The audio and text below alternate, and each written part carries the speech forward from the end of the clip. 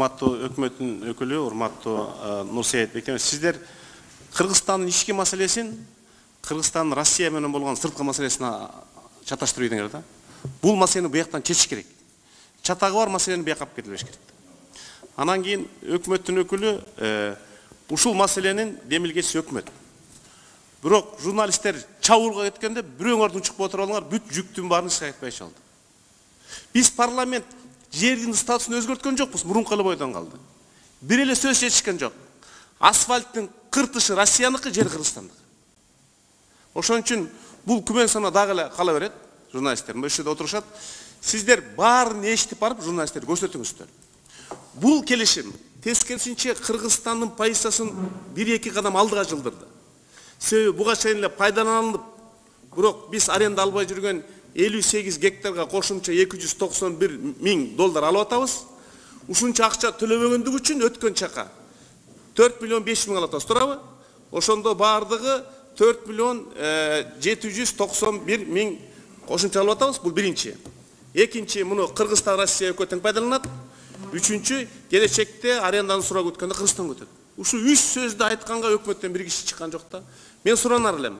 Бул жөн маселе эмес. Бул аскердик, менчик, суверенитет маселеси болуп аткандан кийин ушул жерде катышкан журналисттин баарын салып барып, авиабазаны көрсөтүп, жер Кыргызстандык экен. Кыртыш асфальттын үстү. Себеби Россия тарапты да туура түшүрүш керек. Эгерде ал асфальтка ээ болбосалар, бюджеттен акча албайт. Россия эгер ошо асфальттын ээси болбосо акча албайт.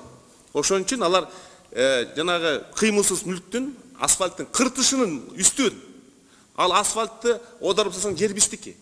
Элдин кызыкканы жер болуп атат. Ушуну туура түшүндүрүп алып барып келсеңиздер, анан өкмөт мындай позицияда бизди салып берип астыга журналисттерди бизге жибергендин ордуна силер демилгечи болгондон силер аянтча жооп беришиңер керек. Мен ошону суранам.